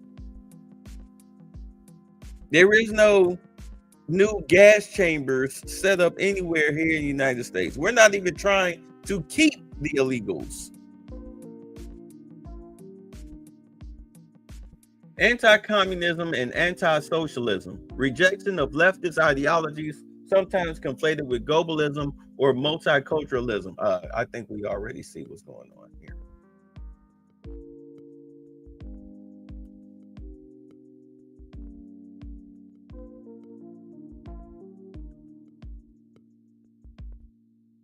But you know what it is? It's that whole Project 2025 thing that they feared so much, because it actually eats away at everything that they're doing. But let's move on.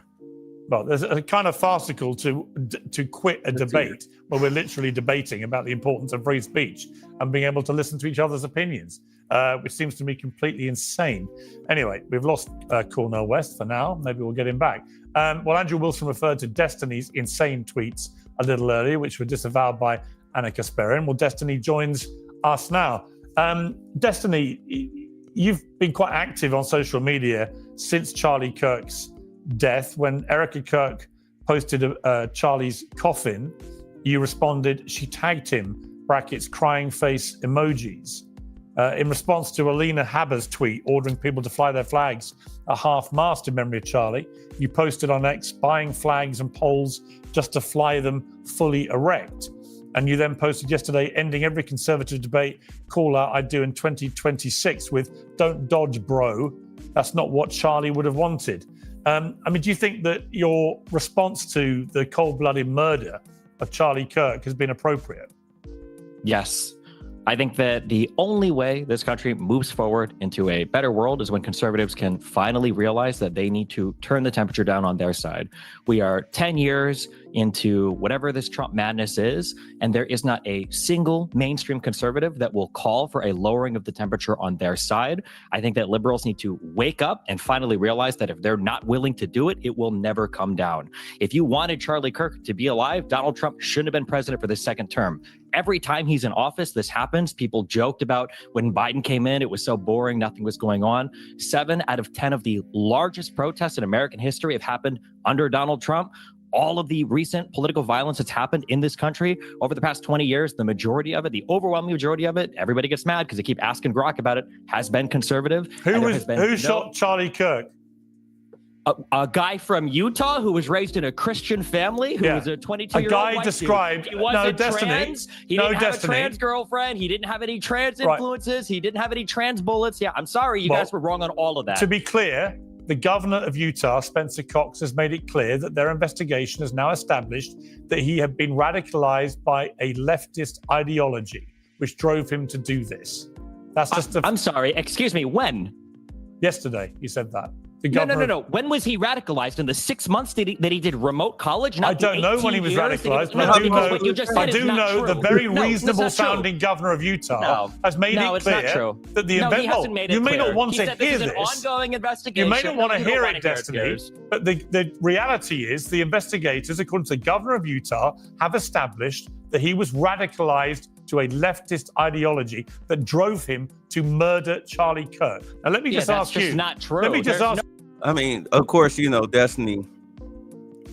Let me say this about Destiny. Ever since his wife left him, he has went off the rails, and I see why she left him. He has went bad crap crazy. This dude has lost his freaking mind. This guy right here next to Pierce, this was Charlie Kirk's right-hand man. Of course, you know who the other 3 is. You know, Andrew Wilson, Anna Kasparian, who claims she's not a Democrat, but she still thinks like a leftist. You know, actually fighting for the rights of illegals. Oh, they shouldn't be deported by men wearing masks. Like, girl, shut up. And of course, but Destiny has really lost his freaking mind. And the way he has been talking the past couple of months, ever since his wife left, especially with this Charlie Kirk thing, you see he's got this bright light behind him here. This is like his little gun rack. Dude, you can still get touched. Somebody's probably going to reach out and touch you. I'm not saying that I'm not wishing it on him. I'm definitely not going to do it. I got better things to do than be rotting in a cell. But sometimes when you keep barking crazy like he does, the way he's been doing, especially the past week, yeah, dude. Play stupid games. A way to deal with it. You're Okay, living in a you're accusing the delusional governor of fantasy. lying. Yeah. That's your prerogative. But sure. If it turns out to have been somebody with a leftist ideology who wanted to shut up Charlie Kirk, would you condemn that? I won't condemn anything until the president of the United States can go on air and say, all of us need to calm down. So The you fact won't that he condemn can the go on murder of Fox and Charlie Friends- Kirk I'm until just- Donald Trump says Piers, something. I'm a YouTuber. Leftists and Democrats have been condemning and turning down the temperature, condemning violence, turning down the temperature for a decade. Donald Trump can't go on TV and say, all of us need to calm down. Right. Can you tell me why he Destiny. cannot? Why tell would you his expect side to anybody- calm down? Destiny, You what- can't answer that. Can you answer that question? Why can't Can Trump you go on answer TV this and say, question? all of But the riots that he was talking about were BLM riots, where Trump went ahead and let black people tear down all those Confederate statues. Y'all remember that? We're old enough to remember that during his first term. Those BLM riots where they let black people tear down those statues. This was before, before Biden came into office, before the lockdown. Charlottesville and everything, where he was saying that you had bad actors on both sides. You had the white supremacists, which are Democrats, by the way. Majority of white supremacists are Democrats, because there were no Republicans out there trying to fight for Confederate statues. They don't like the Confederate statues either. They think they're stupid.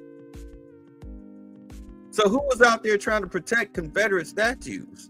Who was out there fighting with the black folks to protect Confederate statues? Who's driving the Charger through a crowd of people, mainly black, running people over those statues? They were not conservatives. It was white folks The Confederacy versus blacks, the descendants of slaves, going at it. And he did not call them very fine people. He was saying that there were very fine people on both sides who were peacefully protesting. Then came the white supremacists and Antifa, which we weren't labeling them Antifa at the time. And then boom, the fights broke out. Of us should be less violent. Why do you can't think? Trump say that? Why do you Why is think? your behavior contingent on Donald Trump? Insane right now. Why do you is think? your No, let me behavior ask a contingent question. on Donald Trump? Let me Why ask is a that? question. Because he's the president of the United States of America and the leader of the Yeah, Destiny. Let me You just. have a huge audience of young men who I'm a listen to YouTuber everything you have to who say. has more So young when men you, following it him. doesn't matter. Who You has have a more young- huge it doesn't audience, matter. and because This of is the fact that world you have a I'm huge living in, audience, and you your have brain a has been responsibility broken by to online not turn. rhetoric. No, And it your hasn't. brain It has hasn't been been broken. I destroyed actually care because about the people country bully you on and want to bring Twitter. people together. If You then do the you should tell opposite. Donald You Trump to tell represent the people worst to of us, be Destiny. less You're violent. embarrassing. You should tell You're Donald. embarrassing. All right, let me ask Watch how Destiny easy a this is. question. Watch how easy this No, is. hang on. If Donald, Trump shut would've up come out once, and say- please. If Donald Trump would have come out Destiny, and say, "Hey, we should all be less violent," Destiny. I have no problem saying. I have one absolutely. question for you, Why Destiny. can't conservatives do that? Why can't Destiny. conservatives do that? Destiny, I have a question for you. Because they're Why not do you violent. think in your campaign for everyone to dial down the temperature, why do you think that mocking the grieving widow of Charlie Kirk when she posts an image of her at the coffin side, why do you think that constitutes turning down the temperature?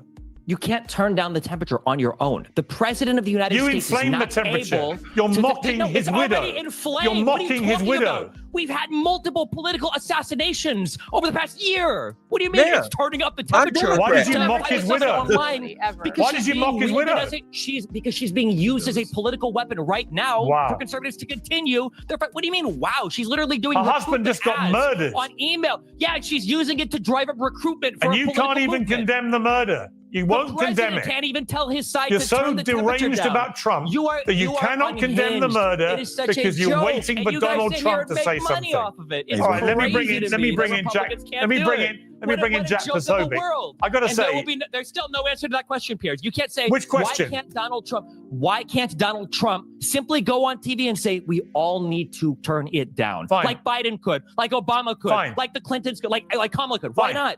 why can't you condemn the murder of See, Charlie it's Kirk? unbelievable. I'm not the president Why of the United can't States. you can't answer that condemn question. the It's murder of Charlie unbelievable. Kirk? Unbelievable to me. Why can't you condemn the murder of Charlie Kirk? Because it wasn't my side that caused it. It should be Yes, the it one that was. is driving up It the actually rhetoric. You was don't your know side it's that not caused true. it. This It was an your 18 side. This guy was raised in a white He was Christian a household, radicalized in a Christian leftist state. ideology. He wasn't radicalized by leftism at all. You have no proof of that whatsoever. That's what Just the like one that killed investigators are Melissa saying. Was a conservative, just like the people that firebombed Shapiro's house was a conservative, just like all the J6ers No, were it wasn't. conservative, just like the Proud Boys were conservative. Pro-Palestinian Every activist out of single one of Harrisburg. these, every single one of these people. Oh, it's Jack Posobiec, what the author of Unhuman, another person that All right, so I'm gonna call it a day here. I posted the link in the chat so you guys can go and pick this up because I need to do my shorts through StreamYard. But Destiny loves to lie. He himself has talked up violence and acts like he does, and of course he does. He's a typical left-wing extremist. Typical left-wing extremist. You say Destiny is a cuck. I see why his wife left. Dude was letting other dudes smash his wife. Yeah. You know, he one of them. He's a soy boy. He is a true white lesbian, man-hating feminist liberal. He's one of them. This is why I tell black men you need to leave the Democratic Party. You don't have to join the Republicans. You can be an independent, but you have to get out from up under their umbrella. They're not doing you any good. This is who you're taking your marching orders from. You're listening to these white lesbian feminists, that man-hating feminists, who have destroyed the mentality of black women ever since they used to be slaves, sleeping at the feet of Miss Sally's bed, running around with a chain around her neck, talking about some playing, and none of that has changed. All right, y'all, let's get out of here. I will talk to y'all later. Peace. Black people have always had a certain amount of moral currency that we have been using. And let me be the first to tell you, that's used up. White America has been watching us act like fools for a long enough time where any sympathy they may have had to our plight is completely gone. You're approaching a country that, forget hating black people or not hating black people, they just don't care. You're going to be talking about affirmative action, they're going to be like, I don't care. It literally is of no importance to me. I don't care about slavery. I don't care about segregation. I don't care about you. I don't care how many of you all go to jail. I don't care at all, because I'm broke. You can't be the proud, noble fighter when every single time someone sees a person that looks like you on television, they're